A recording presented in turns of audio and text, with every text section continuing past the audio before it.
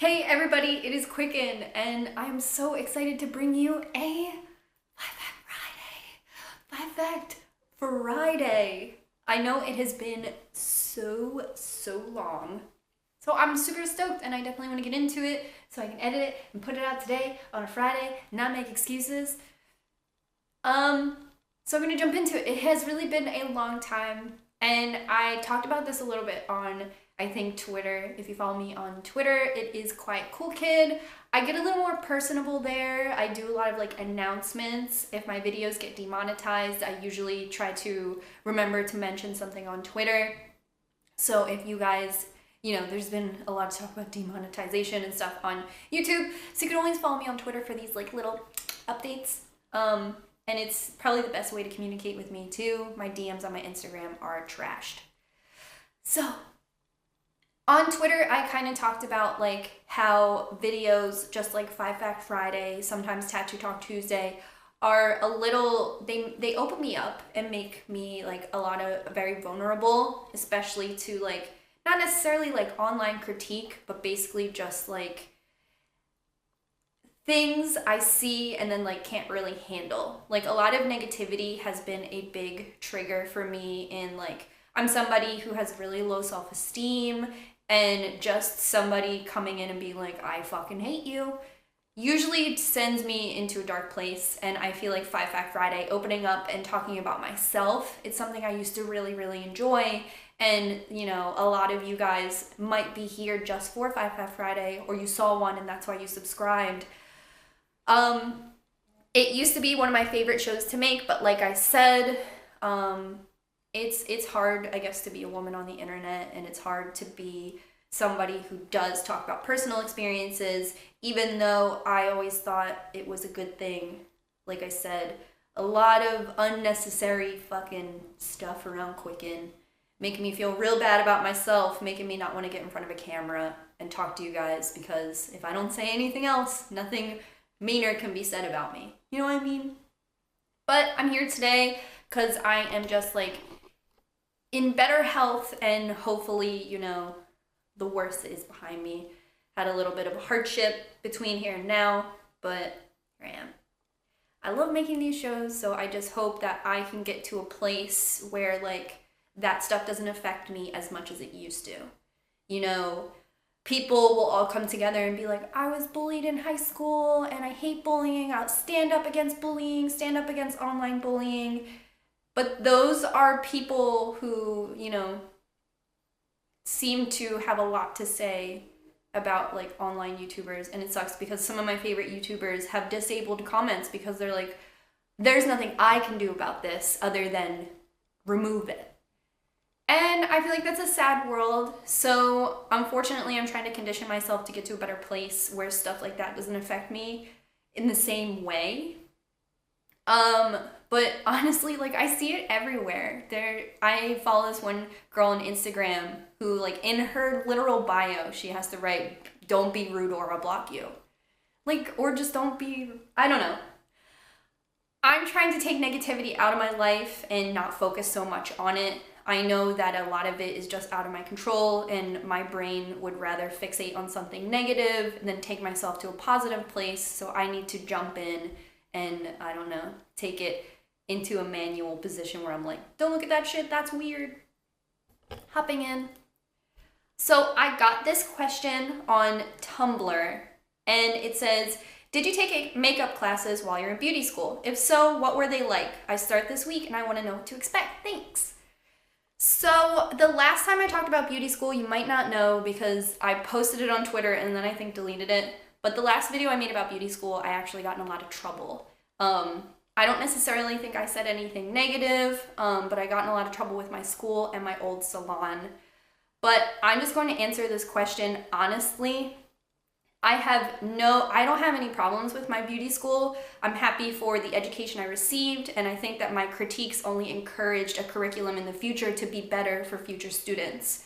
My tuition was $20,000, and I just think that I should have left with more tools other than to leave beauty school and then be in a 2-year-long apprenticeship.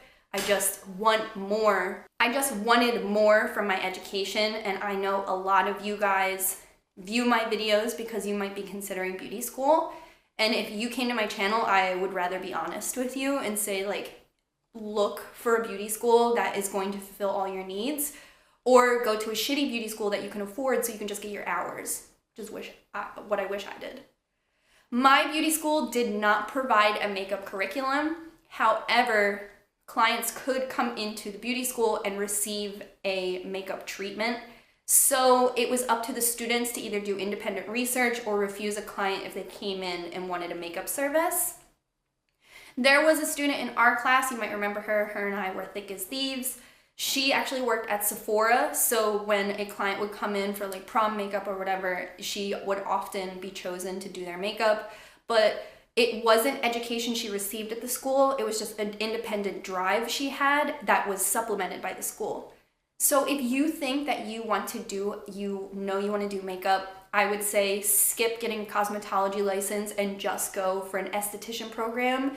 You'll save a lot of money, it's a lot less schooling, and it'll put you in a better direction where you want to go. They'll also teach you facials, waxing, while you're working on, you know, getting better at makeup. You could work at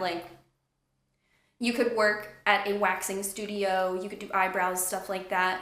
When, like, I used to, like, you go to beauty school and you think, like, am I going to cut hair? Am I going to do nails? Am I going to do waxing? You think of all this stuff because they put all that on the table and you have to learn all of it.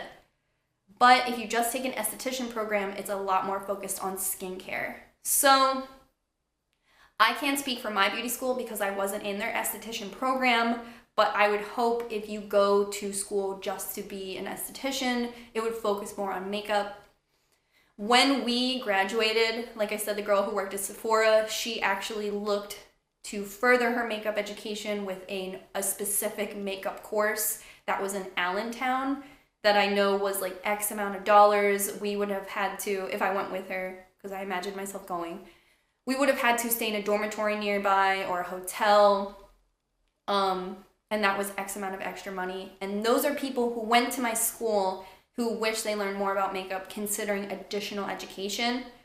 So my best advice to you is to do your makeup every day, get really good at it, ask to do your friends' makeup, keep track of like your progression. I see a lot of like makeup artists who are like, this is how good I was at makeup last summer and now I'm here. Like, keep track of that stuff, challenge yourself, and do as much independent research as you can possibly do. In Pennsylvania, my state, you can just call yourself a makeup artist. There's nothing to prevent you from calling yourself that. So check with the regulations where you live.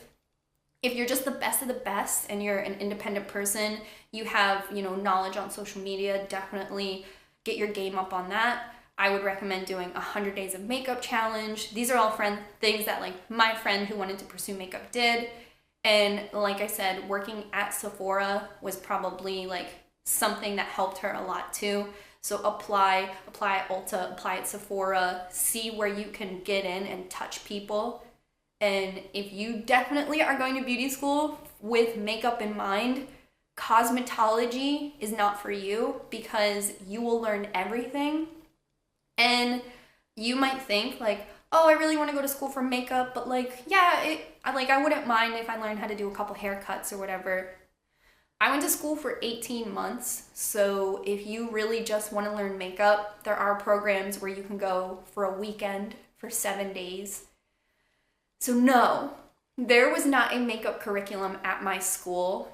Me having my cosmetology license does not make me any better or worse at makeup. Everything I know about makeup is self-taught or taught to me one-on-one by someone I know, where I was like, I like what you do, how did you do it? Like, my friend from beauty school taught me a lot of stuff too, and she like would verbally talk to me about makeup I should consider. She recommended almost all the beauty bloggers that I watch currently. So I would say immerse yourself in a culture where people are already successful. Beauty school, no. We didn't learn anything about makeup.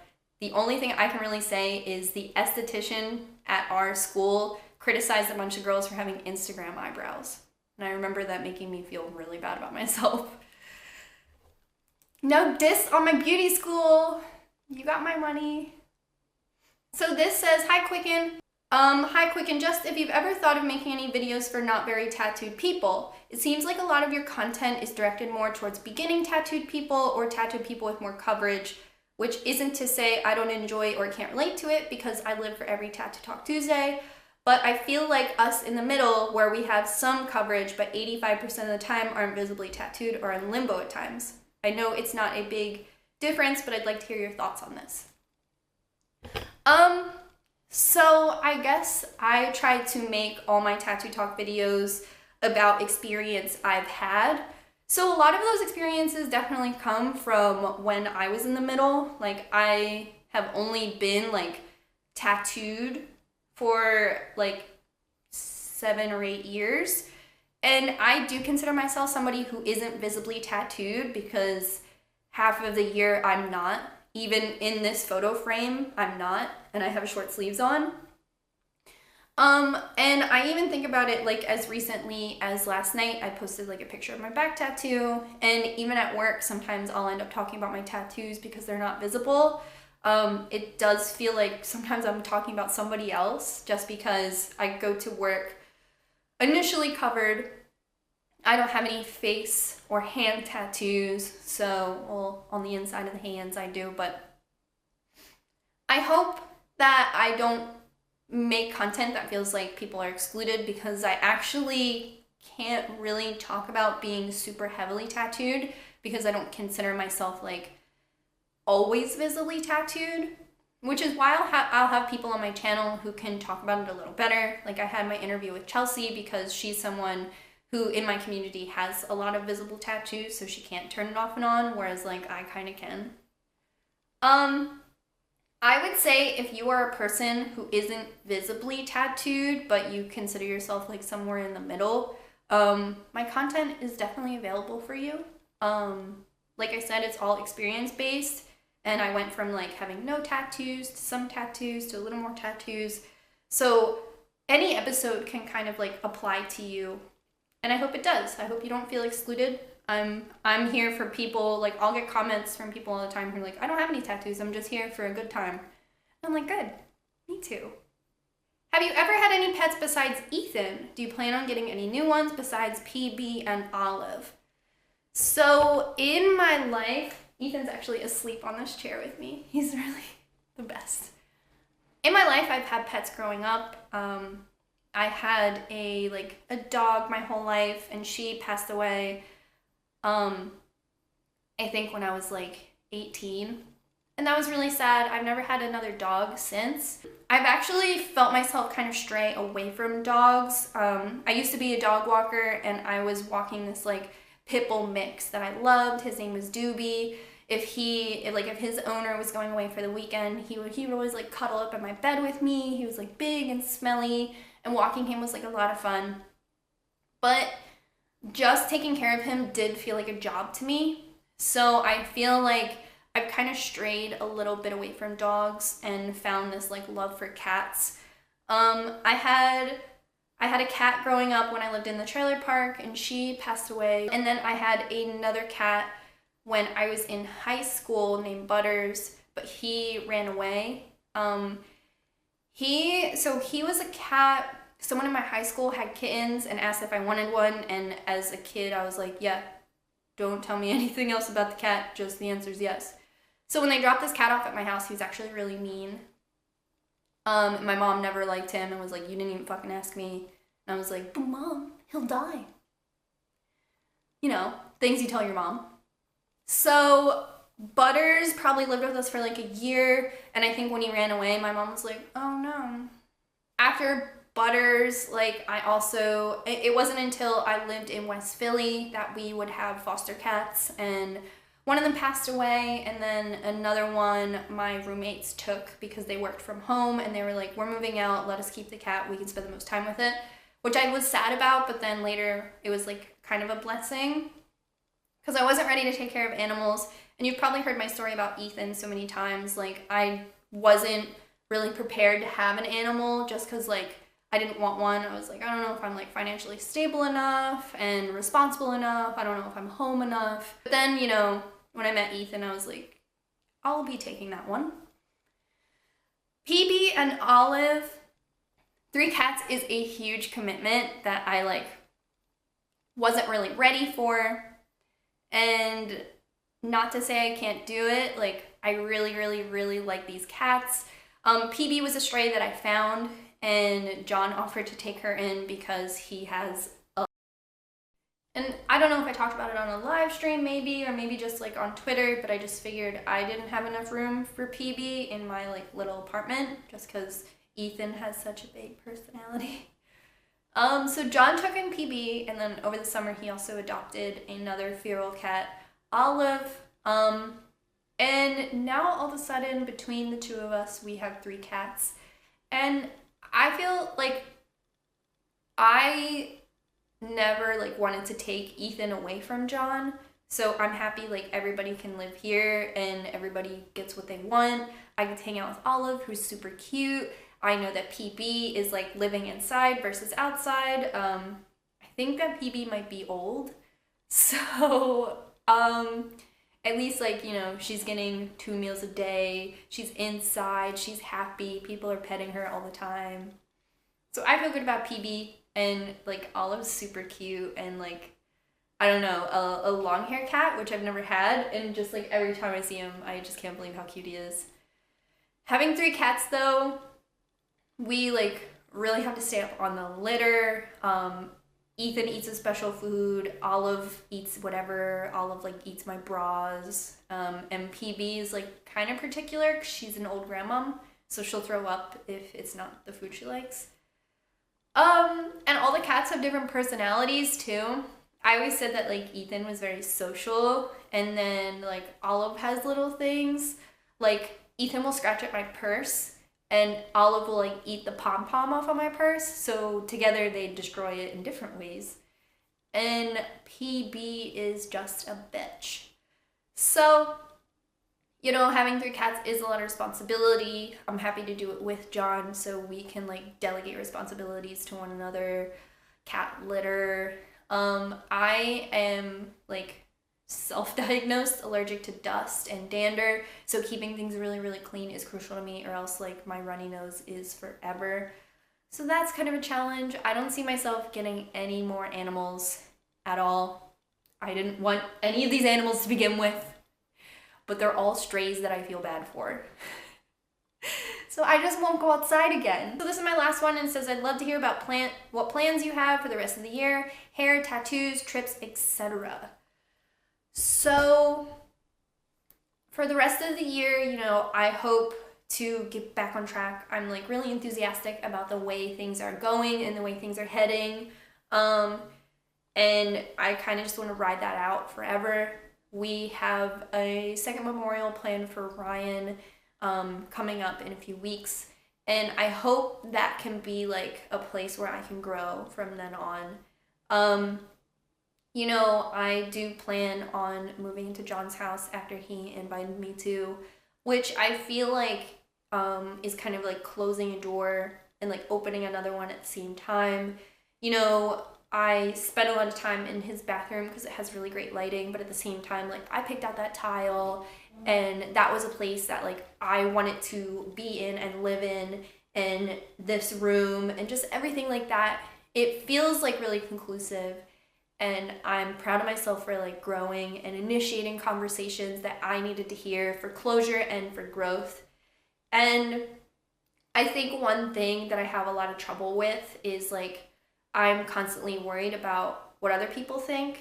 And I'm trying to channel this thought that I used to have. Like a lot of it like comes from punk, but it used to be like you would channel disobedience to get a reaction. And then you would find yourself like in between that, because I was more of like a polite punk. But at the same time, like I shaved my head because I was like, fuck what people think. And now I'm like, oh, I'm at a point where like I would love to open up my heart to conversations about John, but I don't know what people think. So I don't know like what happened in between, but I'm trying to channel a younger version of myself who would challenge authority and kind of challenge the opinion of others. And I have this joke where it's like, I used to worry about the vegan police, like telling me about like oh, don't use that chapstick and don't use that cheese. And now I'm like so worried about the social police who are like, oh, you're rude to your cat, someone should take it away from you. And I'm like, what? And then I go to work and I'm like, this is something I read online last night. I can't work at all. I'm in a coma. So taking myself, like I said at the beginning of this video, taking myself away from the negative and channeling what I want is something that I think is going to be better for my content, better for me, and just going to take me and bring me back to where I was. And I'm happy about that.